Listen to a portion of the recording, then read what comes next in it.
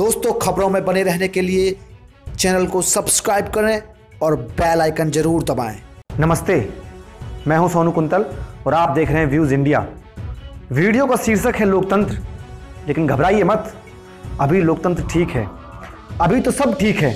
लेकिन अगर आपने वो नहीं किया जो मैं इस वीडियो में आपको बताने जा रहा हूं, तो यकीन मानिए आज़ाद भारत का खूबसूरत लोकतंत्र कब राजाशाही या फिर तानाशाही में तब्दील हो जाएगा, आपको इसकी भनक तक नहीं लगेगी। और इस बार गुलाम करने वाले कोई बाहर से नहीं आएंगे, बल्कि हमारे देश के कुछ भ्रष्ट नेता हमारे मुल्क को गुलामी की जंजीरों में जकड़ लेंगे।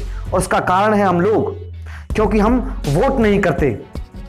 और एक बात और ध्यान रखिए, गरीब और अनपढ़ आदमी तो फिर भी वोट करने जाता है, और ये जो वोटिंग ना करने वाला तबका है ना, ये वो ग्रुप है जो सरकार बनने के बाद इंग्लिश न्यूज़पेपर पढ़ते हुए जब फेंक के मारता है तो बोलता है this government is not doing well. Excuse me, you are not allowed to put any question on any government. आपको कोई अधिकार नहीं है कि आप किसी भी सरकार पर कोई भी सवाल डाल सकें। आपको कोई अधिकार नहीं है इस बात का कि आप कोई सवाल पूछें सरकार ने ये क्यों किया, क्यों नहीं किया और क्यों करे। क्योंकि जब वोटिंग की समय था तो आप अपने दोस्तों के साथ, मित्रों के साथ पिकनिक मनाने इसलिए चले गए थे क्योंकि आपकी प्रायोरिटी इस बात पर नहीं थी कि हमें सरकार चुननी है। आपकी प्रायोरिटी इस बात पर थी कि वह धूप में खड़ी लाइन में कौन लगे। आप धूप की लाइन आपको ज्यादा बड़ी समस्या लग रही थी इस बात से कि आपकी सरकार चुनने जा रही है। आपको सरकार नहीं चुननी थी, आपको धूप दिख रही थी उस समय पर। आप वोट करने नहीं गए थे। आप इस वोट को अपना अधिकार समझते हैं, वो आपका ना अधिकार है ना आपकी मजबूरी है। वोट करना जरूरी है। सारे काम छोड़ दें, सबसे पहले वोट दें। जब आप वोट नहीं करते हैं तो आप जिम्मेदार होते हैं हर भ्रष्ट और गद्दार आदमी को सत्ता के शीर्ष पर बैठाने के लिए। आप जिम्मेदार होते हैं हर करप्शन, हर घोटाले के, और आप जिम्मेदार होते हैं देश में हो रहे हर भ्रष्टाचार के। क्योंकि जब देश को सही सरकार चुनने पर आपकी मदद की जरूरत थी तो आपने उस मदद से इनकार कर दिया था। और एक बात बताऊं आपको ये वोटिंग करने का काम इतना फिजूल का टाइम वेस्ट क्यों लगता है? क्यों आप वोटिंग वाले दिन घर में बैठकर आराम फरमाना चाहते हैं? क्यों आप वोटिंग वाले दिन को छुट्टी का दिन समझकर पिकनिक पर चले जाते हैं? क्योंकि आपको यह अधिकार मुफ्त में और बिना मेहनत किए मिला है। लेकिन आप भूल गए, आप भूल रहे हैं कि इस अधिकार को पाने के लिए देश ने भगत सिंह, सुखदेव, राजगुरु, भगत सिंह, चंद्रशेखर आजाद, सुभाष चंद्र बोस जैसे कितने देश के महान नेताओं का बलिदान लगा है इसमें, तब जाकर हमें वोटिंग का अधिकार मिला है। और इस अधिकार को आप छोड़ देते हैं। जब अधिकार छोड़ देते हैं तो आप वो अधिकार भी छोड़ देते हैं कि आप किसी सरकार पर कोई इल्जाम लगा सकें, आप कह सकें कि ये गलत कर रहे हैं। नहीं, आप नहीं कह सकते, क्योंकि आप पर जब सरकार चुनने का टाइम था आपने घर में बैठकर छुट्टी मनाई थी। आपको धूप की लाइन दिख रही थी, आपको यह नहीं दिख रहा था कि आपको देश की सरकार चुननी है। आप भूल गए थे। यह अधिकार है, इसका प्रयोग करें। लोकतंत्र की यह खूबसूरती है कि आदमी अपनी वोट की चोट से बड़े सिंहासन को हिला सकता है। यह तानाशाही नहीं है, यह राजशाही नहीं है, यह लोकतंत्र है। यहां पर वोट की चोट से काम किया जाता है। आपके पास यह अधिकार है कि आप सरकार को हटा सकते हैं, सरकार को बैठा सकते हैं। कोई भी आदमी आपको पसंद का है, आप बैठाएं।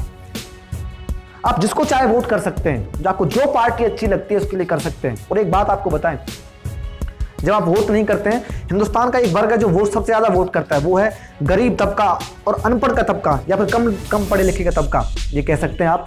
जब वो लोग वोट करने जाते हैं तो उसको राजनेता या तो धर्म के आधार पर या फिर जाति के आधार पर बांट देते हैं, और वो बट भी जाता है, क्योंकि उसको ना तो इतनी समझ है, और गरीब आदमी को तो खरीदा भी जा सकता है। इसमें उनकी कोई गलती नहीं है, गलती आपकी है, क्योंकि आप वोट नहीं करते हैं। वो 60% वो वोट करता है, 60%, आप 40% वोट नहीं करते। जब 60% वोट करता है तो 30 या 31% पर सरकार बन जाती है, और वो 30% की सरकार पूरे 100% पर राज करती है। यानी कि जो 70% लोग हैं उन्होंने सरकार को नहीं चुना है, उन्होंने सरकार को रिजेक्ट किया है, लेकिन 30% की चुनी हुई सरकार पूरे 100% पर राज करती है। इसका कारण सिर्फ इसलिए है क्योंकि 40% लोगों ने तो वोट ही नहीं किया। कितने अचंभे की बात है कि 40% लोग बिना वोट किए रह जाते हैं। वो नहीं करते, वो नहीं चाहते कि देश में कौन सरकार बने। अरे आप नोटा भी दबा सकते हैं, अब तो नोटा का भी ऑप्शन है। माना कि वो बेकार है, लेकिन ऑप्शन तो है, आप वोट तो करें, आप बूथ तक पहुंचे तो सही, आपकी आवाज तो सामने आए कि लोग, इतने लोग ऐसे हैं जो किसी को पसंद नहीं करते, लेकिन आप तो वोट नहीं करते।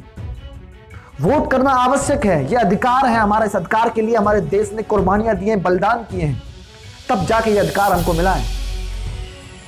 वोटिंग जरूर करें, बूथ तक पहुंचें, और जो नहीं जा रहा, आपका दोस्त है, आपका रिश्तेदार है, आपके पहचान वाला, अगर कुछ भी आपको टोकता है उसको भी लेकर जाएं, आपका फर्ज बनता है।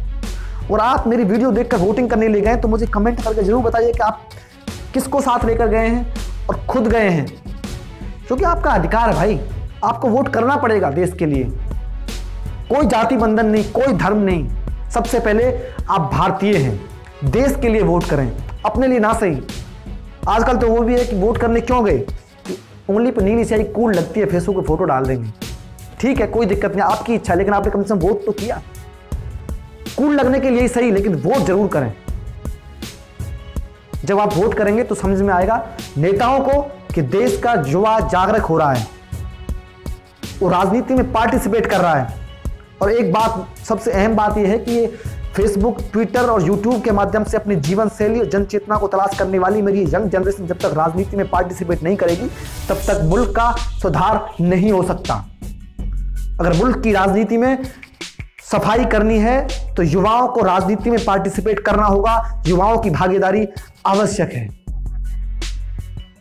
और ये राजनीति में भागीदारी सिर्फ इसलिए नहीं कि आप चुनाव लड़ सकें, इसी से भागीदारी होगी, आप वोट करके भी लोकतंत्र में भागीदार हो सकते हैं। और ये मौका है, 2019 का लोकतंत्र का चुनाव चल रहा है, पर्व होता है चुनाव, आप इसमें वोट करें।